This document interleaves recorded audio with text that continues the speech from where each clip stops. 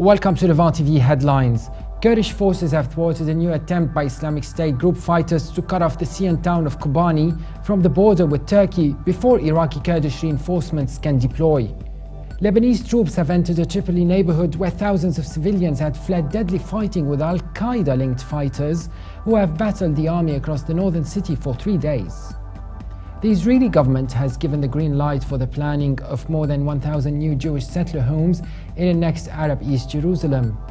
And Tunisia's main secular party is upbeat with the count underway after a general election seen as critical for democracy in the cradle of the Arab Spring. And Kuwait has played down a row with Saudi Arabia over its decision to halt production at an offshore oil field jointly operated by the two Gulf neighbors. And now let's have a look at top headlines in today's newspapers in the Middle East.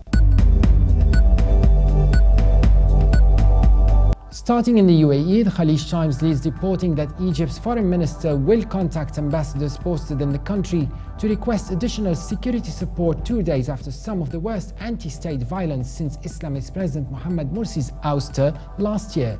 The paper also reports that the Lebanese army brought tanks and commando forces into the northern city of Tripoli on Sunday, where fighting with militants has intensified and spread to nearby areas. And from Beirut, the Daily Star leads reporting that authorities have arrested a Syrian man involved in the kidnapping of Lebanese soldiers and policemen in the northeastern border town of Arsal.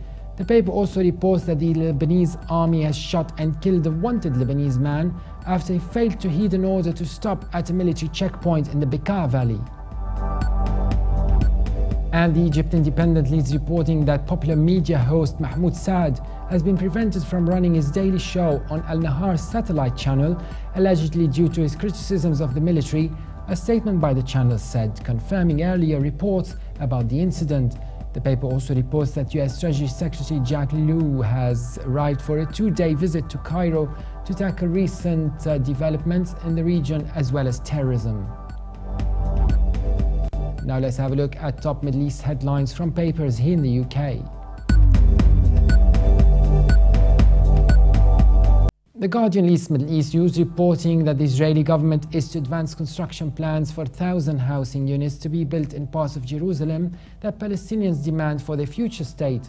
The move revealed by the Prime Minister Benjamin Netanyahu is the first in what is expected to be a series of announcements this week on new settlement construction work in East Jerusalem and on the occupied West Bank.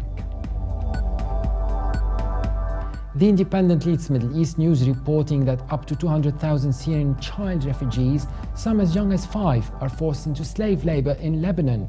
The paper adds that while the world obsesses over the atrocities committed by ISIS, the plight of those forced to flee the country has been largely forgotten. The Telegraph leads Middle East news reporting that Iraqi troops have managed to halt and reverse ISIS gains near Baghdad, driving the jihadists out of a key town as US-led fighter jets also bombarded their positions. Television footage showed the Iraqi army walking through the streets of Jurf al-Sakhar, a key stop on the road through Sunni-occupied areas near Baghdad, to the great Shia shrines at Karbala and Najaf. And now let's take a look at the top Middle East headlines in international papers.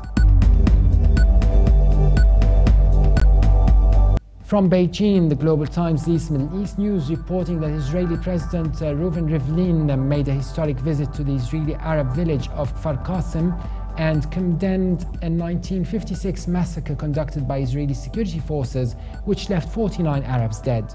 This is the first time an Israeli president attended a memorial ceremony commemorating the massacre that occurred targeting the Arab town in central Israel.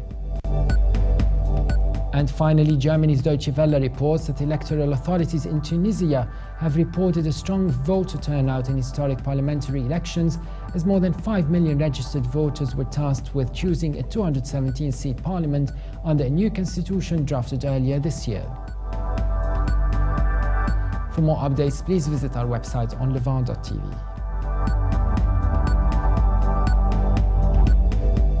Thanks for watching and bye for now.